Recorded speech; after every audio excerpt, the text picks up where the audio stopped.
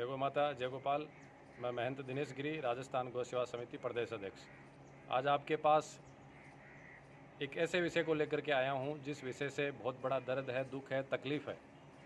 राजस्थान सरकार ने 2 दिन पहले विधानसभा में एक प्रस्ताव पारित करके गाय के अनुदान पे डाके डालने वाला कार्य किया है।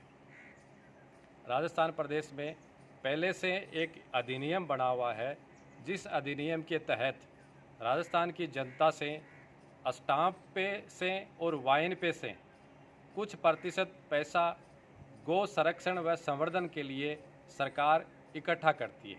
वो पैसा अब तक गाय के चारे पानी के लिए ही काम में लिया जाता था, जो पहले की सरकारों के द्वारा बनाया गया था। इस सरकार ने 2 दिन पहले विधानसभा में उस अधिनियम को बदल करके ये और जोड़ दिया कि वो पैसा अन्य किसी आपदा में भी काम लिया जा सकता है। ये बहुत ही गलत निर्णय है, गो विरोधी निर्णय है, अनुचित निर्णय है, गाय के चारे पे डाका डालने वाला निर्णय है। सरकारें इस निर्णय को तुरंत वापस लें, ऐसी हमारी मांग है, अन्यथा बड़ा आंदोलन करने को हमको मजबूर होना पड़ेगा।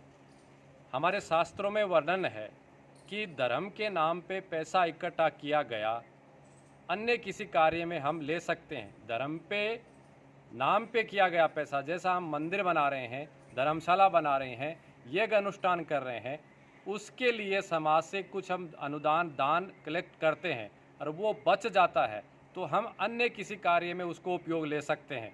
परंतु गो अनुदान के नाम पे, गाय के चारे के लिए अनुदान के नाम पे समाज से हम पैसा इकट्ठा करते हैं और वो बच भी जाता है तो अन्य किसी भी कार्य में उसको काम में नहीं लिया जा सकता। ये शास्त्रों में वर्णन है, लेकिन शास्त्र की भाषा सरकारें नहीं समझती हैं, तो भी उनको समझाना पड़ेगा हम सबको कि गाय के चारे का नाम से पैसा जनता से आप इकट्ठा कर रहे हो और मौज मस्ती के लिए उसको काम में लोगे, कतई ही मंजूर नहीं है। आपदा के लिए, ऐसी महामारी के लिए आपको पैसों की आवश्यकता है तो और अधिनियम बनाइए, अन्य आप सरचार्ज लगा के कलेक्शन कर सकते हैं, लेकिन गाय के चारे में से आप कटौती क्यों कर रहे हैं? और आपको ऐसा लगता है कि इस चारे के नाम से पैसा बच रहा है तो कितना कार्य अभी भी बाकी है। गायों को अनुदान मिल कहाँ रहा है? ये तो उन गौशालाओं को ये अनुदान मिल रहा है जिन गौशालाओं में गायों की संख्या अधिक है। जिन गौशालाओं में 100-150 की संख्या में गायें हैं, वहाँ अनुदान मिलता ही नहीं है, उनको सरकार अनुदान देती नहीं है। निराश्रित गोवंश अब भी सड़कों पे घूम रहा है। नंदीशाला प्रत्येक ग्राम पंचायत स्तर पे बनानी है, उनके लिए कितने रुपयों की अनुदान की आवश्यकता है, वो काम में नहीं किया जा रहा है और उसमें से भी आप कटौती कर रहे हैं। इसलिए मेरा राजस्थान की समस्त जनता से, गोभक्तों से, विशेषकर गोपालक किसान और गौशाला संचालकों से आग्रह कि ये जो प्रस्ताव पारित सरकार ने किया है, इसका हम सबको पुरजोर विरोध करना है और सरकार को वापस बदलने के लिए हमको मजबूर करना है। क्योंकि सरकार कोई धर्म की भाषा नहीं समझती है, सिर्फ वोट की भाषा समझती है और सरकार समझती है कि गाय का वोट नहीं है इसलिए कुछ भी कर लो, ये कतई मंजूर नहीं होगा। अरे गाय के चारे के नाम का पैसा इकट्ठा करके आप होटलों में मस्ती उड़ाओगे, कब तक चलेगा? आप 35 दिन से भी अधिक करोड़ों रुपयों लगाकर आप 5 स्टार होटलों में रहे, तब आपको पैसों की कोई कमी नहीं आई और आज आपदा में पैसों की कमी लग रही है, आपने गाय के नाम का चारा काट दिया।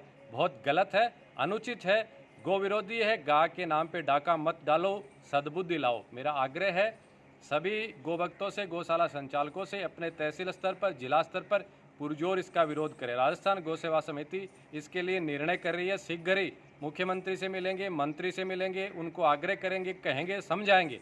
नहीं समझेंगे तो घेराव करेंगे, अन्य जो भी कुछ करना पड़ेगा करेंगे।